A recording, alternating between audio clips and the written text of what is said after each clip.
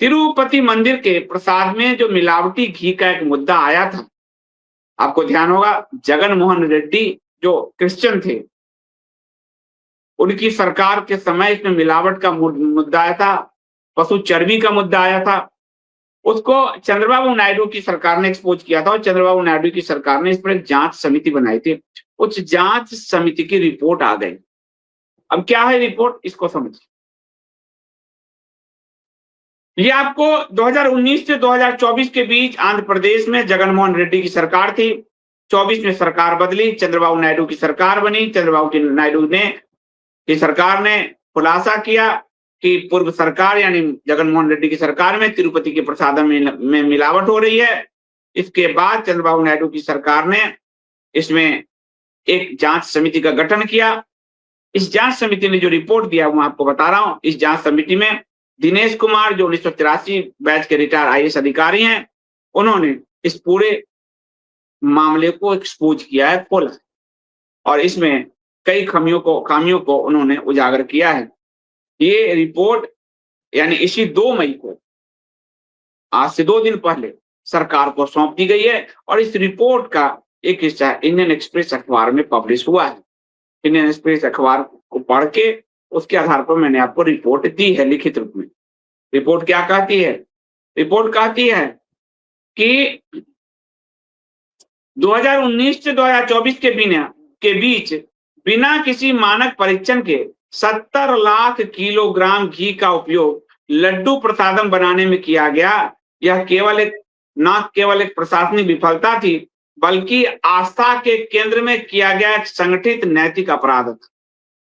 Report इसमें संगठित मिलावट नेटवर्क की ओर इशारा करता है और ये साफ साफ बताता है कि घी की आपूर्ति के लिए जो स्थापित कठोर नियम थे उसको दरकिनार किया गया और ये जो है अधिकारियों और आपूर्तिकर्ता यानी सप्लायर और अधिकारी के बीच सांठ-गांठ में हिंदुओं यानी तिरुपति बालाजी के भक्तों की आस्था से खिलवाड़ किया गया।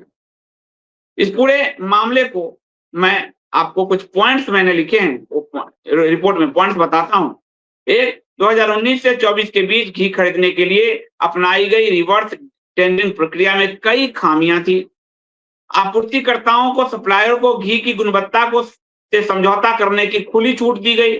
उच्च अधिकारियों ने गुणवत्ता रिपोर्ट की अनदेखी की और बिना किसी ठोस लैब परीक्षण के इसका उपयोग किया और इसमें 70 किलो घी अनिवार्य गुणवत्ता परीक्षण में फेल हुआ है, इसमें इस्तेमाल किया गया। इसमें क्या-क्या हुआ? घी में वेजिटेबल ऑयल, पशु चमड़ी की बात नहीं आई है।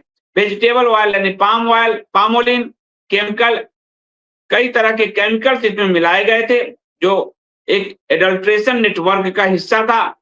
2022 में जो है लैब रिपोर्ट कहती है कि जो लैब रिपोर्ट आई थी कि इसमें मिलाया गया था, उस लैब की रिपोर्ट को दबाया गया और सप्लायर को ब्लैकलिस्ट नहीं किया गया, सप्लाई को रेगुलर रखा गया।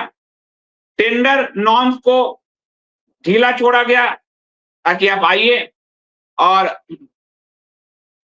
जो नियम बनाए गए थे 2019 में उसको ढीला करके 5 महीने में ही उसको ढीला छोड़ दिया गया। और इसमें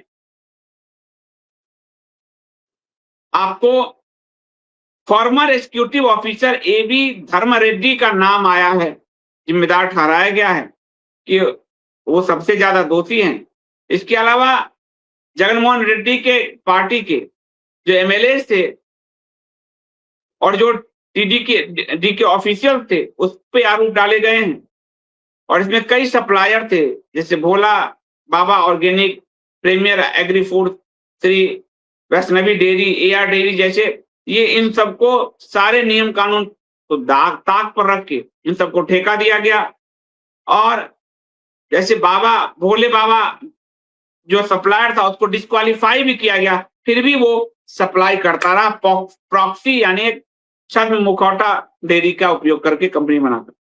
54 पेज की रिपोर्ट है और ये साफ साफ बताती है कि धंधे के लिए हिंदुओं की आस्था से एक बड़ा खिलवाड़ किया गया और 70 लाख किलो घी का बिना परीक्षण खरीदा गया और प्रसाद में मिलावट की गई।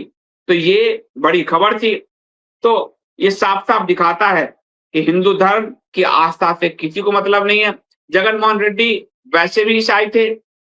उनके समय आरोप ये भी है कि ट्रस्ट में, मंदिर के ट्रस्ट में ईसाई बैठाए गए।